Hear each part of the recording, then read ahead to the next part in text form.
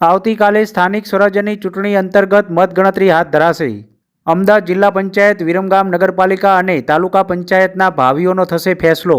સ્થાનિક સ્વરાજ્યની ચૂંટણી અંતર્ગત અમદાવાદ જિલ્લાના વિરમગામ નગરપાલિકા, જિલ્લા પંચાયત અને તાલુકા પંચાયતની બેઠકો માટે મતદાન કરવામાં આવ્યું હતું.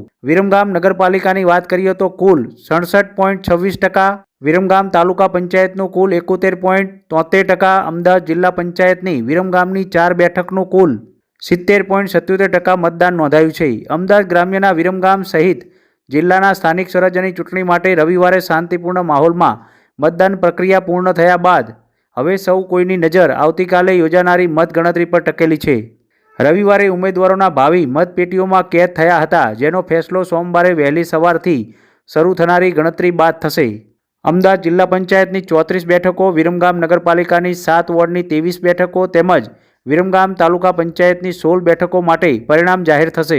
ચૂંટણીના પરિણામો બપોર સુધીમાં સ્પષ્ટ થઈ જાય તેવી આશા વ્યક્ત કરાઈ રહી છે. ઉલ્લેખનીય છે કે વિરમગામ નગરપાલિકા માટે કુલ 7 વોર્ડમાં પ્રથમ વોર્ડમાં સૌથી વધુ તેમજ વોર્ડ નંબર 6માં સૌથી ઓછું મતદાન નોંધાયું છે. આ વખતે વિરમગામ નગરપાલિકામાં ભાજપ તેમજ ભાજપ અસંતુષ્ટ વચ્ચેની ઉપરાંત સ્વતંત્ર રીતે અપક્ષ લડતા ઉમેદવારો વચ્ચે સીધો જંગ જોવા મળ્યો હતો. ત્યારે વિરમગામ નગરપાલિકા માટે આગામી 5 વર્ષ સુકાન જનાદેશ કોના તરફી આવે છે તે આવતીકાલે જ ખ્યાલ આવશે.